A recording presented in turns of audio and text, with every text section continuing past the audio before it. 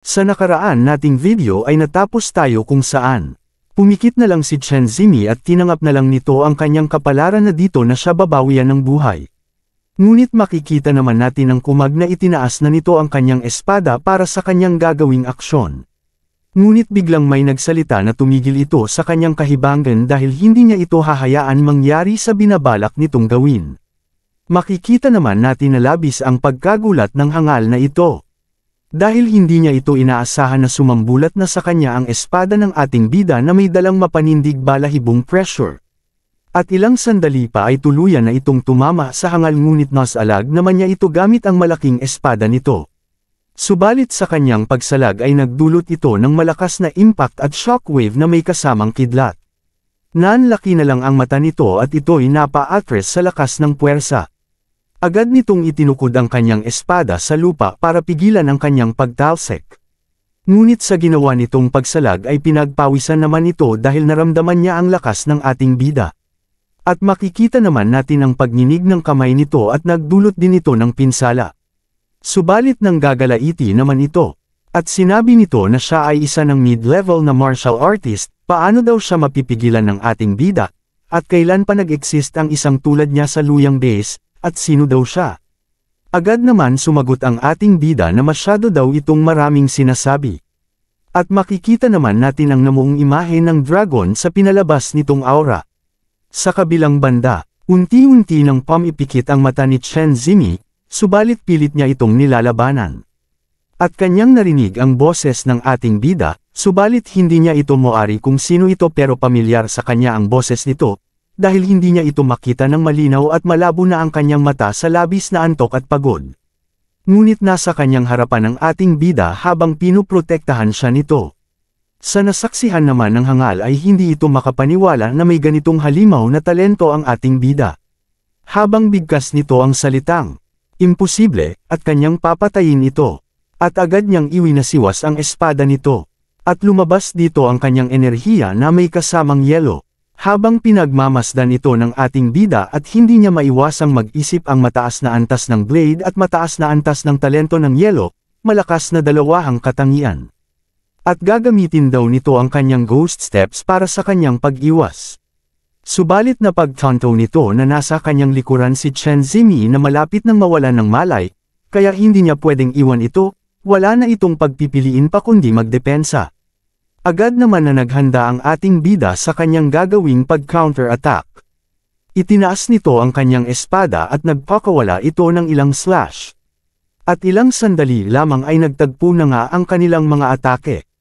Nagtagumpay naman na mapigilan ito ng ating bida ngunit may isang yelo ang nakalusot at hindi na niya ito nakita pa. At ito'y dumiretso sa mukha ni Chen Zimi at ito'y tinamaan at ito'y bumagsak sa lupa. Nakita naman ito ng ating bida na pangyayari. At dahil dito, siya ay nagalit at kanyang minura ang hangal at papatayin daw niya ito, at ito'y sumugod. Sa oras na ito ay ginamit niya ang ghost steps at hinanda nito ang pinakamalakas niyang atake. At makikita naman natin ang nabuong enerhiya sa kanyang espada. At ilang sandali lamang ay mabilis itong napunta sa harapan ng hangal at malakas nitong hinampas ang kanyang espada. Subalit nasalag naman ito ng hangal. At makikita naman natin na nahihirapan ito sa kanyang pagdepensa. Sa sandaling ito ay determinado ang ating bida na lalagutan niya ito ng hininga. Kaya inilabas niya ang kanyang buong lakas, dahil dito ay lumabas ang malakas na enerhiya sa kanyang pag-atake. Sa oras na ito ay hindi na kinakaya pa ng hangal at unti-unti nang nawawasak ang kanyang depensa. Dahil dito ay labis ang kanyang pawis at takot.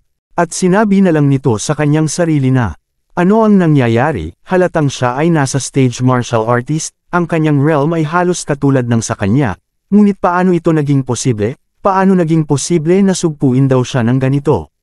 Subalit bago man niya matapos ang kanyang sinasabi ay tuluyan ng nahati ang espada nito. At dumiretso sa kanyang mukha ang espada ng ating bida. Wala na itong nagawa pa kundi manlaki na lang ang kanyang mata. At naging brutal ang kanyang kamatayan dahil inatake pa siya ng ating bida ng ilang slash na may kasamang kidlat. Dahil dito, siya ay nalagutan na ng hininga. Nagsaad naman ang ating bida, na kung anong kalokohan daw ang pinagsasabi nito. Sa tulong ng sistema ng koleksyon, Ang mga talento ay idinagdag sa kanyang pangunahing lakas, at walang imposible. Napabuntong hininga naman ang ating bida at agad nitong inilagay ang espada nito sa storage bag. At makikita din natin ang hangal na si Shuguang na wala ng buhay. Agad naman kinuha ng ating bida ang isang maliit na bag, subalit siya ay nagtataka kung ano ang laman nito. At bubuksan daw niya ito para malaman niya kung ano ang special item ang laman nito. At ilang segundo lang ay tuluyan na niya itong nabuksan at sumambulat sa kanya Yuan Stone. Labis naman ang tuwa ng ating bida. Napasabi na lang ito ng wow, siya ay talagang mayaman, siya ay may hindi bababa sa 10,000 low-grade Yuan Stone at maraming ferocious beast na material. At kanyang nilingon si Chen Zimi na wala ng malay habang nakasandal sa puno. Sambit nito, malubhang nasugatan si Chen Zimi, kaya magandang ideya na ibigay sa kanya itong storage bag. Ang mga materyales sa loob ay dapat makapagbigay sa kanya ng magagandang resulta sa pagsubok, gayunpaman ang katawan ni Shuguang ay dapat na ilipat sa malayo upang matiyak na si Chen Zimi ay hindi magkakaroon ng problema, kailangan daw niya muna itong dalhin sa ligtas na lugar, at pagkatapos ay humanap ng lugar para makuha ang talentong nakalap nito. At ngayon hayaan daw siyang makita kung ano ang maaari niyang makuha mula kay Shuguang. At kanyang inilapit ang kamay nito at inumpisahan na niya ang kanyang pag-absorb. At makikita naman natin ang enerhiya ang pumapasok sa kanyang kamay. Biglang lumitaw ang system, na matagumpay niyang na-absorb ang advanced na saber talent. Kung gusto daw niya itong gamitin. At makalipas ng oras siya ay walang tigil sa kanyang pag-practice hanggang umabot na ito ng umaga. At sa kanyang pagwas-iwas ng kanyang espada ay nararamdaman nito ang rhythm at maging ang aura ng blade, ang blade na ito ay buhay. Ngunit siya ay napalingon at nakita nito ang isang ferocious beast. At kanyang inatake ito gamit ang kanyang bagong teknik, at sa ilang slash lang nito ay agad nang binawian ng beast. Lumapag naman ang ating bida. Wika nito, ang Wild Frost at Thunder Blade na nakolekta niya mula kay Shuguang, ay medyo maganda at madaling gamitin. Ang katangian ng yellow ay hindi niya talento, ngunit bahagi ito ng kanyang sword technique. Habang inaabsorb niya ang ferocious beast, ay naiisip niya si Shuguang ay karapat-dapat na maging pride ng Changfeng base, hindi lamang siya talentado sa advanced na mga diskarte sa saber, ngunit mayroon din siyang Wild Frost at Thunder Blade, at maging ang silver level na martial arts techniques. Ngunit napaisip naman ang ng ating bida, dahil sa martial arts techniques silver level na ito. Ngunit itinuon na lang nito ang kanyang pansin sa pamamagitan ng pagsasama ng dalawang talento na ito sa kanyang pangunahing kapangyarihan, sa pamamagitan ng tulong ng sistema ng pag-absorb, maaari siyang maglabas ng mga epekto na higit pa kay Shuguang. At sinabihan niya ang system na ipakita sa kanya ang kanyang mga kasalukuyang kakayahan. At agad naman itong bipinahayag ng system. Pagkalkula ng halaga ng labanan pangunahing lakas ng host, ito ay umabot na sa 18,270 Jin. Host Attribute Thunder Wind pinahusay na lakas 75,314 na Jin, istatistika ng katangian ni Chumo na ating bida. Pangangatawan Advanced Cultivation Physique Talento Advanced Blade ng cultivation nito. Talent, Advanced Thunder Katangian Talent Advanced Wind Attribute Talent, at ang kanyang kasanayan na Ghost Steps ay nasa level 2. Ang kanyang Bronze Level Martial Arts Breaking Blade Intermediate Level at ang Silver Thunder Blade Beginner Level. Hindi naman ito inaasahan ng ating bida, na ang mga resulta ng kanyang cultivation ay medyo maganda, halos oras na upang bumalik, at nakita nito ang kanyang espada na labis na itong nasira. At babalik daw siya sa Jade House para kumuha ng panibagong espada. At kung umabot ka na dito ay siguradong nakapag-subscribe ka na sa ating channel bilang pagsuporta nyo sa akin at pakipindot na rin ang like at kung gusto mong magbigay ng solidong suporta kay Idol ay pakipindot na rin ang super thanks dyan sa ibaba. Para may shoutout kita sa susunod nating video. Maraming salamat mga idol. Isang buwan na ang nakalipas, malamang naiinip na ang batang babae na iyon. Kaya kailangan na din niya itong puntahan. Pagkalipas ng 2 araw, at nalipat naman tayo ng eksena, sa Martial Arts Supply Hall. At makikita naman natin ang batang babae na hinaantay pero niya ang ating bida sa resting area. Subalit biglang napukaw ang kanyang atensyon sa pagbukas ng pintuan. Ngunit ang kanyang inaasam ay hindi ang ating bida ang dumating, dalawang babae ang pumasok na may naglalakihang mga kahon. Biglang nilapitan siya ng lalaking kumag, at sinabihan niya ang batang babae na huwag nang maghintay pa, dahil hindi na daw siya babalik, at 1 buwan na ang nakakalipas. Sa kanyang opinyon, siya ay namatay na sa wilderness. Ang 2 ulong sawa ay isang level 2 medium ferocious beast, na napakahirap nitong patayin, kaya hindi siya mabubuhay doon, o baka niloloko lang daw siya, baka ang totoo ay hindi siya pumunta. Sa tinura naman ng hangal na ito, ay labis na nanginig ang batang babae, at ito'y naiiyak habang ito'y naguguluhan. Kung paniniwalaan ba niya ang hangal na lalaking ito, iniisip nito na hindi talaga siya pumunta, o baka naman namatay na siya sa wilderness. Siguradong magagawa daw ito ng ating bida, ay kung hindi niya yun magagawa, hindi na daw niya alam ang kanyang gagawin. Subalit ilang sandali pa ay may isang taong nagbukas ng pintuan at ito'y pumasok. Labis naman na nagulantang ang mga ibang martial artist, kung tama ba ang kanilang nakikita, at nagtanong sila kung siya ba ang taong gumawa ng mahirap na task ng 2 ulong sawa. Ang lalaki daw na ito ay talagang napakalakas. Agad naman lumapit ang ating bida sa batang babae at ito'y ngumiti at sinabi nito na nakabalik na siya para ihatid ang gaya ng ipinangako niya na ang 2 ulong sawa na kanilang pusong nakuha niya. At sabay abot nito sa batang babae. Sa pangyayaring ito ay labis nang natuwa ang batang babae, na talagang nakomplito niya ang task ng ating bida. Wika naman nito na ito ay isang kasiyahan na gawin ito, at kanyang ibinigay ang 2 ulong python heart na gusto ng bata maaari niya itong tingnan. Kinuha naman ito ng batang babae ang kanyang sinuri ito. Wika naman ng kumag na lalaki. Ang antas ng cultivation ng maliit na batang babae ay masyadong mababa, at kanyang titingnan daw ito at sabay hawak sa kaning mukha. Agad naman niya itong kinuha at kanyang sinuri ng masinin. At bigla na lang itong natuwa. Dahil tama, ito ang puso ng 2 ulong sawa, at hindi ang anumang 2 ulong sawa.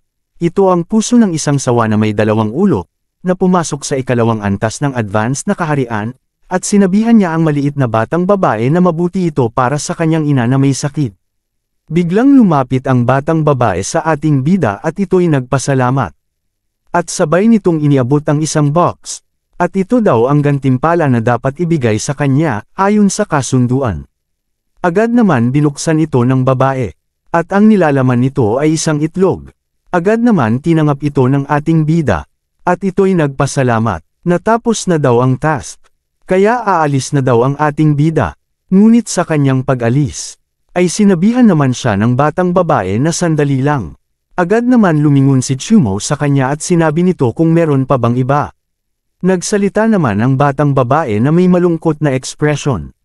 Noong una niyang tinanggap ang task, ay narinig na daw niya ang tungkol dito. Ang mabangis na hayop na itlog na ito ay hindi pa napisa. Kahit na higit sa 10 taon, maaari itong karaniwang ituring bilang isang walang kwentang itlog, kaya bakit pa rin niya tinanggap ang task ito sa unang lugar? Sa tinura naman ng bata ay ngumiti naman ang ating bida. Sarkastiko naman itong sinabi na, gusto niya lang tumulong, at sabay alis na ito. Sa sinabi naman ng ating bida ay, labis na namangha ang ibang martial artist. At sinabihan siya ng mga ito, na siya ay nakakamangha at kahanga-hanga talaga, na kayang pumatay ng batang bayani na ito ng level 2 advanced na mabangis na hayop, 2 ulong sawa, at kahit na ginagawa ito ng mag-isa sa wilderness. Siya ay hindi bababa sa isang malakas na martial artist sa huling yugto, maganda kung makakatrabaho nila siya sa hinaharap. At biglang naalala ng bata ang kanyang nakaraan. Sa mundo ngayon ang tiwala ay luho, hindi siya makapaniwalang meron may mga taong kayang magsabi ng mga ganang bagay. Gawin lang nito ang kaya niya. Ngunit sa kabilang banda, makikita naman natin ang ating bida na naglalakad. At kanyang iniisip na dapat siyang makahanap ng isang lugar kung saan maaari nitong ipagpalit ang lahat ng beast materials, na nakuha niya sa Pangangaso sa oras na ito, para sa ilang Yuan stones, at pagkatapos ay bumili ng kopya ng martial artist realm, Yuan power body forging method. Kailangan niya rin ng espada, dapat ba siyang bumili ng espada na tapos ng gawin? Kung sakaling makahanap siya ng isang tao na magpapanday ng isa mula sa mga mabangis na materyales ng hayop, ang gulugod at kaliskis ng 2 ulong sawa ay parehong mahusay na materyales sa forging. Agad naman nagtungo ang ating bida sa Jade House. Ang Jade House ang dapat na pinakamalaking store sa supply hall, sabi-sabi sa supply hall, na may malaking kapangyarihan na sumusuporta sa kanila, na malayong lumampas sa Luyang Base. Agad naman siyang sinalubong ng magandang babae na may naglalakihang mga kahon. At sinabihan siya nito, na siya ay bumalik mula sa kanyang pagsasanay, at tinawag siya nitong martial artist master, at siya ay nag-congratulations sa kanyang advancement. At ano ang kailangan daw niya ngayong araw? Sila sa Jade House ay nagbebenta ng lahat ng uri ng mga item, lahat ng kailangan niya sa abot kayang presyo, para makasigurado siya sa kanyang kaligtasan. Ngunit naging seryoso naman ang ating bida, at tinignan niya ang magandang babae. Wika nito sa kanyang sarili noong nakaraan, hindi sapat ang kanyang realm, hindi niya namalayan na ang ordinaryong clerk dito ay isa pala talagang martial artist. Nakilala pa niya na umabant na siya sa antas ng isang martial artist sa isang sulyap, kahit na ang clerk ay ganoon din, malinaw na ang Jade House ay may malalim na ugat. Sinabi naman ng ating bida, at sinabi nito sa magandang babae, na sa pagkakataong ito, pumunta siya dito para magbenta ng isang batch ng mabangis na beast materials, at pagkatapos ay bibili ng ilang cultivation materials. Agad naman sumagot ang magandang babae na kung ganoon, sundan daw siya nito. At ilang sandali lamang ay tuluyan na silang nakapasok sa loob. Agad naman lumapit ang magandang babae sa matanda, at tinawag niya itong Elder Yang, na may isang martial artist na may mabangis na beast materials na binibenta, at kailangan bumili ng ilang cultivation materials. At agad naman na tumayo ito at kanyang binati ang ating bida at siya ay nagpakilala na siya ang matanda na appraiser ng tindahang ito, ay appraise nito ang mga beast materials na gustong nitong ibenta at pagkatapos suriin ang kanilang kalidad. Sambit naman ng ating bida ay magiging masaya daw ito, at kanyang inilabas ang kanyang mga nakuhang material mula sa mga ferocious beast. At tignan daw ito ng matandang appraiser, at agad naman itong sinuri ni Elder Yang, gamit ang isang maliit na salamin. At kanyang sinabi na lahat na ito ay magagandang bagay, mayroon ding mga materyales mula sa antas dalawang mababang mabangis na hayop. At napaisip ito na napakaraming beast materials at lahat ng ito ay nakuha ng binatang ito, na mukhang wala pang 20 taong gulang, ito ay talagang isang bagay. At ilang sandali lamang ay natapos na si Elder Yang. Pagkatapos ng kanyang pagtatasa, ang kabuuang halaga ng mga materyales na ito ay humigit kumulang 156,000 lower grade yuan stone. Tinanong niya ang ating bida na sigurado ba siya na gusto nitong ibenta ang mga ito. Subalit wika naman ni Chumo. Lahat sila ay nagsasabi na ang presyo na inaalok ng Jade House ay patas, at totoo nga ito, at kailangan niya ring bumili ng ilang bagay para sa paglilinang pati na rin ng mga armas, at iniisip nito kung ang kanilang tindahan ay may anumang angkop na espada na irerekomenda nila. Wika naman ni Elder Yang, na naniniwala siya na kung wala tayo ng hinahanap ng ating bida ay wala rin ang buong Luyang Base. At sabay inilabas nito ang isang libro. Narito ang kanilang listahan ng pagbebenta mangyaring pumili. Agad naman kinuha ito ng ating bida at kanyang binuklat ito at nakita niya ang mga item. Wika nito sa kanyang isipan. Ang level 3 alloy combat sword ay nagkakahalaga ng 100,000 yuan stone, at ang asensya ng dugo ng isang mabangis na hayop ay nagkakahalaga ng 200,000 yuan. Akala niya noong una, ang 150,000 yuan na kakatanggap niya lang ay maituturing na isang magandang halaga ng pera, ngunit hindi niya kayang bumili ng anumang magandang gamit.